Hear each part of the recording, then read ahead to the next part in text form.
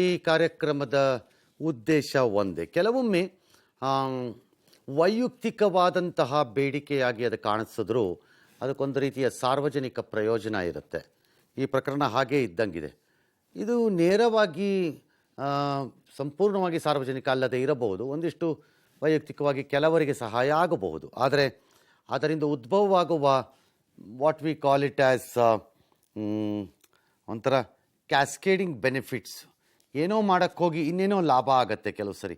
ಆ ರೀತಿಯ ಲಾಭ ಆಗಬಹುದೇನೋ ಎಂಬ ನಿರೀಕ್ಷೆಯೊಂದಿಗೆ ಈ ಪ್ರಯತ್ನ ಆಗತ್ತೋ ಬಿಡುತ್ತೋ ಗೊತ್ತಿಲ್ಲ. ಇವತ್ತಿನ ಸನ್ನಿವೇಶಗಳಲ್ಲಿ ಸರ್ಕಾರದಲ್ಲಿರುವಂಥ ಹಣಕಾಸಿನ ಸಂದರ್ಭಗಳ ವಿಚಾರದಲ್ಲಿ ನೋಡಿದ್ರೆ ಗೊತ್ತಿಲ್ಲ ಏನಾಗುತ್ತೋ.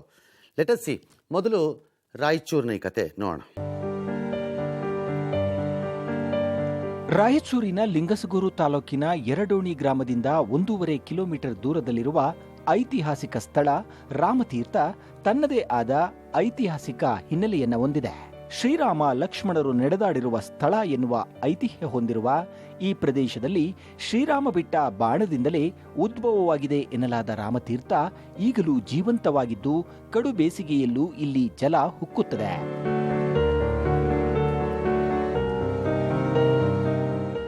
ನೈಸರ್ಗಿಕವಾಗಿಯೂ ಸುಂದರ ತಾಣವಾಗಿರುವ ರಾಮತೀರ್ಥಕ್ಕೆ ತೆರಳಲು ಸರಿಯಾದ ರಸ್ತೆ ವ್ಯವಸ್ಥೆಯೇ ಇಲ್ಲ. ಮಣ್ಣಿನ ರಸ್ತೆ ಇದ್ದು ಸುತ್ತಲೂ ಗಿಡಗಂಟೆಗಳು ಬೆಳೆದಿದ್ದು ಮಳೆಗಾಲದಲ್ಲಿ ರಸ್ತೆ ಮಾರ್ಗವೇ ಬಂದಾಗುತ್ತದೆ. ಹೀಗಾಗಿ ಇಲ್ಲಿಗೆ ಪ್ರವಾಸಿಗರು ಬರಲು ಹಿಂದೇಟು ಹಾಕುತ್ತಾರೆ. ಜೊತೆಗೆ ನಿತ್ಯ ಜಮೀನುಗಳಿಗೆ ತೆರಳಲೇಬೇಕಾದ ರೈತರು ರಸ್ತೆ ಸಮಸ್ಯೆಯಿಂದ ಬೇಸತ್ತಿದ್ದಾರೆ. ಇಲ್ಲಿಗೆ ರಸ್ತೆಯಾದರೆ 10 ಹಳ್ಳಿಗಳಿಗೆ ಹೊಸ ಸಂಪರ್ಕ ಮಾರ್ಗ ಸಾಧ್ಯವಾಗುತ್ತದೆ ಎಂಬುದು ಸ್ಥಳೀಯರ ಮನವಿ. ರಾಮತೀರ್ಥ ಪ್ರದೇಶದಲ್ಲಿ ಶ್ರೀರಾಮನ ಕುರುಹು ಇರುವುದನ್ನು ತಿಳಿದು ಇತ್ತೀಚಿನ ದಿನಗಳಲ್ಲಿ ಇಲ್ಲಿಗೆ ಭೇಟಿ ನೀಡುವ ರಾಮಭಕ್ತರ ಸಂಖ್ಯೆಯೂ ಜಾಸ್ತಿಯಾಗಿದೆ. ರಾಮತೀರ್ಥದಲ್ಲಿ ಉದ್ಭವವಾಗುವ ನೀರನ್ನ ರೈತರು ಜಮೀನಿನ ಬೆಳೆಗೆ ಔಷಧಿಯಾಗಿ ಸಿಂಪಡಣೆ ಮಾಡುತ್ತಾರೆ. ಹೊಂಡದಲ್ಲಿ ಸಂಗ್ರಹವಾಗಿರುವ ನೀರು ಮುಂದೆ ಕೆರೆಗೆ ಸೇರಿ ವರ್ಷದ ಎಲ್ಲ ಕಾಲದಲ್ಲೂ ಬಳಕೆಗೆ ಬರುತ್ತಿದೆ. ಆದರೆ ಈ ಐತಿಹಾಸಿಕ ಸ್ಥಳ ನಿರ್ಲಕ್ಷ್ಯಕ್ಕೆ ಒಳಗಾಗಿರುವುದು ವಿಪರ್ಯಾಸ. ರಾಮತೀರ್ಥಕ್ಕೆ ಸಂಪರ್ಕ ಕಲ್ಪಿಸಿದರೆ ಈ ಪುಣ್ಯಕ್ಷೇತ್ರ ಪ್ರವಾಸಿ ತಾಣವಾಗಿ ಮಾರ್ಪಡಲಿದೆ. ರಸ್ತೆ ಇಲ್ಲದೆ ಜಮೀನುಗಳಿಗೆ ಹೋಗಲು ಪರದಾಡುತ್ತಿರುವ ರೈತರಿಗೂ ಸಹಾಯವಾಗುತ್ತದೆ. ಸುಮಾರು 1.5 ಕಿಲೋಮೀಟರ್ ರಸ್ತೆಯನ್ನು ನಿರ್ಮಿಸಿದರೆ ರೈತರಿಗೆ, ಗ್ರಾಮಸ್ಥರಿಗೆ, ಪ್ರವಾಸಿಗರಿಗೆ ಅನುಕೂಲವಾಗಲಿದೆ. ಅಜ್ಞಾತವಾಗಿರುವ ಅದ್ಭುತ ಪ್ರವಾಸಿ ತಾಣ ಬೆಳಕಿಗೆ ಬರಬಹುದು ಎಂಬುದು ನಮ್ಮ ಆಶಯ.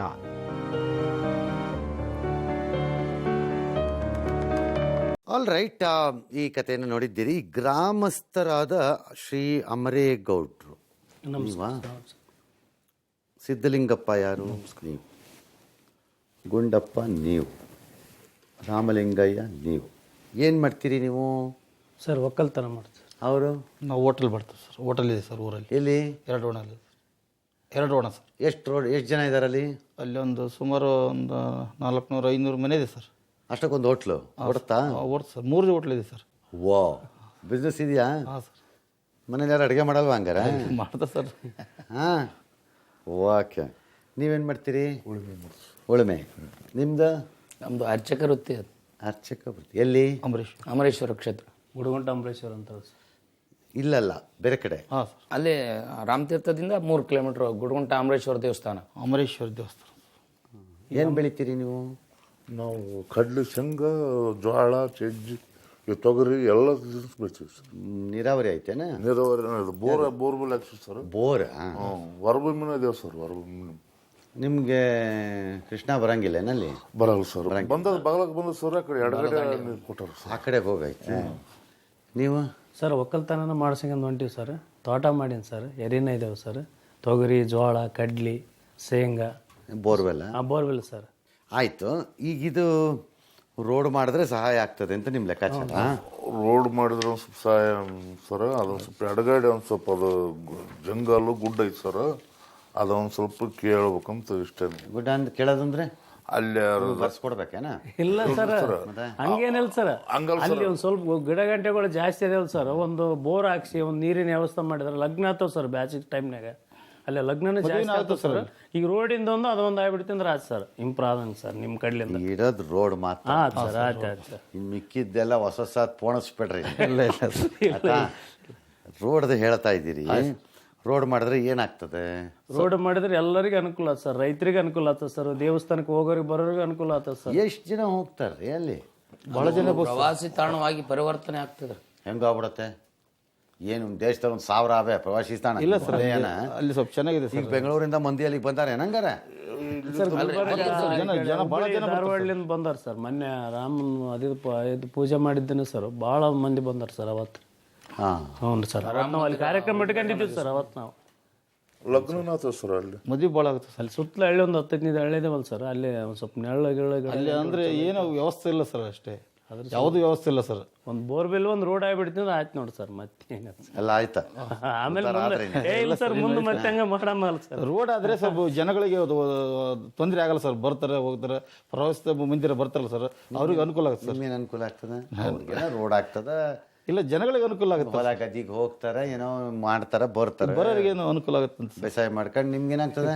ನಿಮಗೆ ಮಂದಿ ಬಂದ್ರೆ ವ್ಯಾಪಾರ ಜಾಸ್ತಿ ಆಗ್ತದೆ. ಹಾಂ, ಆಯ್ತು, ತಪ್ಪೇನಿಲ್ಲ ಅದರಲ್ಲಿ. ನಿಮ್ಗೇನಾಗ್ತದ್ರಿ? ನಿಮ್ಮ ಮಂದಿರ ಬೇರೆ ಕಡೆ ಐತಲ್ಲ, ನಿಮ್ಮ ದೇವಸ್ಥಾನ ಬೇರೆ ಕಡೆ ನಾವು ಅದೇ ಗ್ರಾಮದವ್ರಲ್ರಿ. ಏನಪ್ಪ ಎಲ್ಲ ಕೇಳಿದ್ರು ಏನೋ ಒಂದು ಹೇಳ್ತೀರಿ. ನಮ್ಮೂರು ಎರಡನೇ ಸರ್, ಅದ್ರ ಅಂಬರೀಶ್ವರ ಗುಡುಗುಂಟ ಅಂಬರೀಶ್ವರ ಅಂತ ಆಯ್ತು, ಕೇಳೋಣ.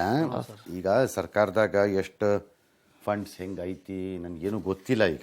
ಸರ್ ಆದರೆ ಲೋಕಲಿ ಶಾಸಕರಾಗಿದ್ದವ್ರಿಗೆ ಅದೊಂದು ಅರಿವಿರ್ತದೆ.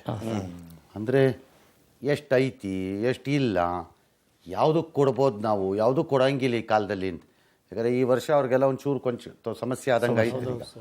ಹಾಗಾಗಿ ಮೊದಲು ಕೇಳೋಣ ಅವ್ರ ಹತ್ರ, ಅವರು ಆ ಪರಿಸ್ಥಿತಿ ಹೇಗೈತಿ ಅಂತ ತಿಳ್ಕೊಂಡು ನಮ್ಗೆ ಹೇಳಿ.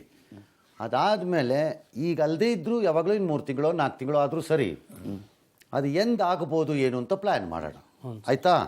ಅದಾಗತ್ತೆ, ಪ್ರವಾಸಿ ಸ್ಥಳ ಆಗ್ತದೆ, ಮಂದಿ ಬರ್ತಾರೆ, ಇಂಪ್ರೂವ್ ಆಗ್ತದೆ, ಜಾಗನೂ ಚಲೋ ಆಗ್ತದೆ ಅಂತಂದರೆ ಆಗಲಿ, ನಮಗೇನು ಸಮಸ್ಯೆ ಅಲ್ಲ ಅದು. ಮತ್ತು ಯಾರಿಗೂ ಬೇಡ ಅನ್ನಂಗಿಲ್ಲ.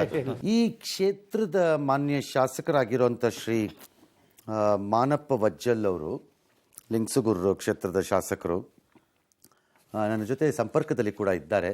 ನಮಸ್ಕಾರ. ನಿಮ್ಮ ಬ್ಯುಸಿ ಇದ್ರ ಮಧ್ಯೆ ನನ್ನ ಜೊತೆ ಫೋನಲ್ಲಿ ಮಾತಾಡ್ತಾ ಇದ್ದೀರಿ. Thank you. ನಮಸ್ಕಾರ ಸರ್.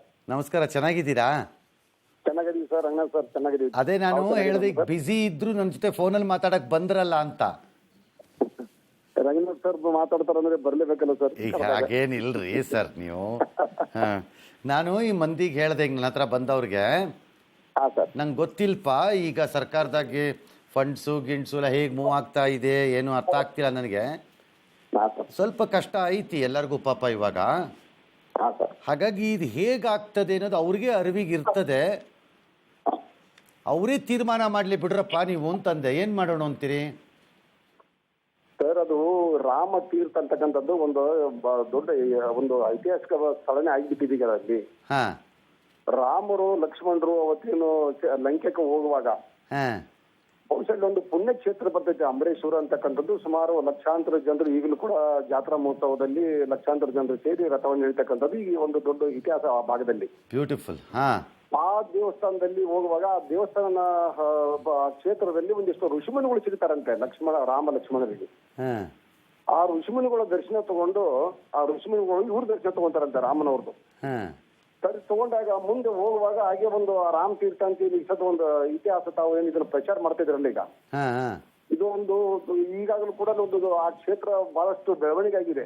ಈಗಾಗಲೂ ಮದುವೆ ಕಾರ್ಯಕ್ರಮಗಳು, ಜವಳದ ಕಾರ್ಯಕ್ರಮಗಳು ಈಗಾಗಲೂ ಆ ಕ್ಷೇತ್ರದಲ್ಲಿ ಅದೇ ಒಂದು ಜಾಗದಲ್ಲೇ ಮಾಡ್ತಾ ಇದ್ದಾರೆ ಜನರಿಗೆ ಈಗಲೂ ಕೂಡ. ಸರಿ, ಅಲ್ಲಿ ಒಂದು ನೀರ್ ಅಡಿಕಾದಾಗ ಅವ್ರಿಗೆ ನೀರಿನ ದಾಹ ಆದಾಗ ರಾಮನು ಒಂದು ಬಿಲ್ಲು ಕಲ್ಲಿನಲ್ಲಿ ಹೊಡೆದ್ವಿ. ಒಂದು ನೀರ್ ಸಿಗ್ತಕ್ಕಂಥ ವ್ಯವಸ್ಥೆ ಆಗಿದೆ ಸರ್. ಇದು ಪರ್ಮನೆಂಟ್ ನೀರ್ ಬರ್ತದೆ ಏನದ್ರಲ್ಲಿ? Continue sir, continue. ಬ್ಯಾಸಿಗೆಯಲ್ಲಿ ಕೂಡ ಅಲ್ಲಿ ಕಂಟಿನ್ಯೂ ನೀರ್ ಅಂದ್ರೆ ಈ ಮಳೆಗಾಲದಾಗ ಯಾವ ರೀತಿ ಬರ್ತಿರುತ್ತೆ, ಬ್ಯಾಸಿಗೆಯಲ್ಲಿ ಕೂಡ ಅದೇ ತರ ನೀರ್ ಇರ್ತಿರ್ತದ.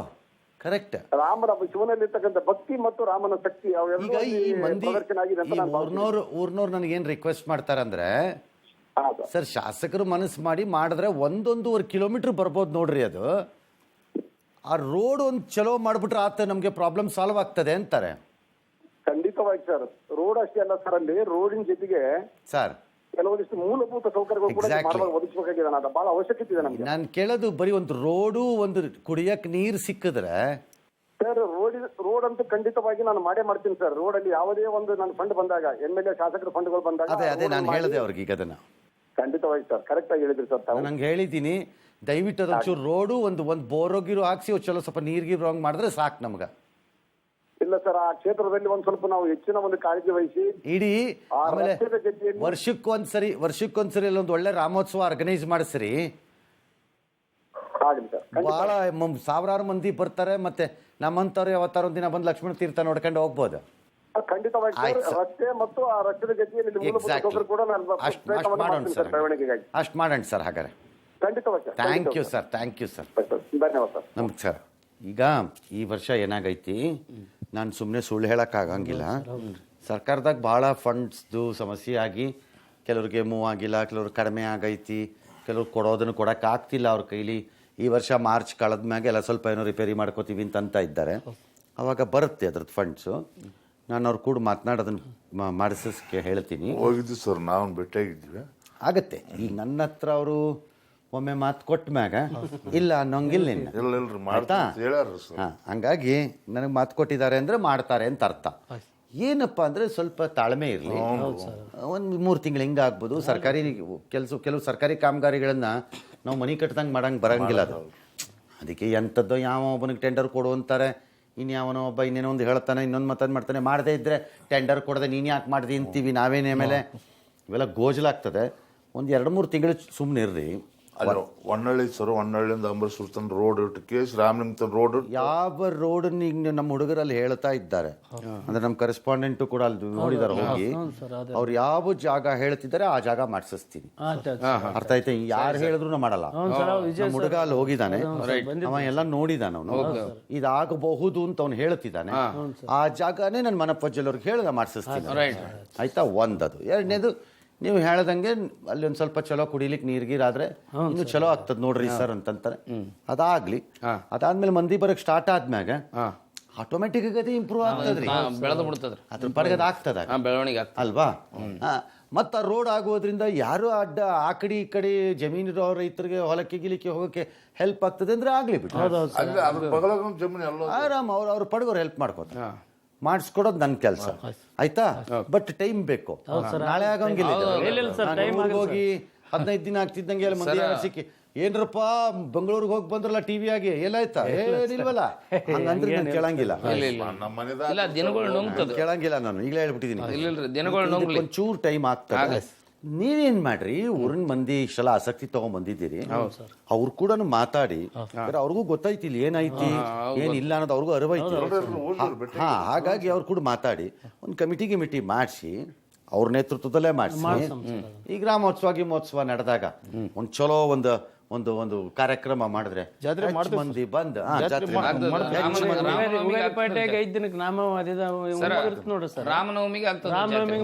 ಮಾಡಿದಾಗ ರಸ್ತೆ ಗಿಸ್ತೆ ಎಲ್ಲ ಚಲೋ ಆದಾಗ ಇನ್ನೂ ಹೆಚ್ಚು ಮಂದಿ ಬರ್ತಾರೆ. ಹಾಗೊಂದು 4 ಕಾಸು ಕಲೆಕ್ಟ್ ಆಗ್ತದೆ. ಏನಾರು ಆ ಏರಿಯಾನಲ್ಲಿ ವರ್ಕ್ ಮಾಡಿಸ್ಕೊ. ಮೊನ್ನೆ ಮಸ್ತ್ ಚಲೋ ಆಯ್ತಿರಿ ಸರ್ ಮೊನ್ನೆ ಕಾರ್ಯಕ್ರಮ. ಆಯ್ತು, ಚಲೋ ಆಯ್ತಾ? ಬೆಸ್ಟ್ ಆಯ್ತಂಗಾರಿ. ಈಗ ಅಷ್ಟು ಮಾಡೋಣ. ಆಯ್ತು, ರಾಮಂಗೆ ನೀವು ಒಂದು ಜೈ ಹೇಳ್ಬಿಟ್ಟು ಓರಿ ಜೈ ಶ್ರೀರಾಮ್. ಆಯ್ತು ಇರ್ರಿ.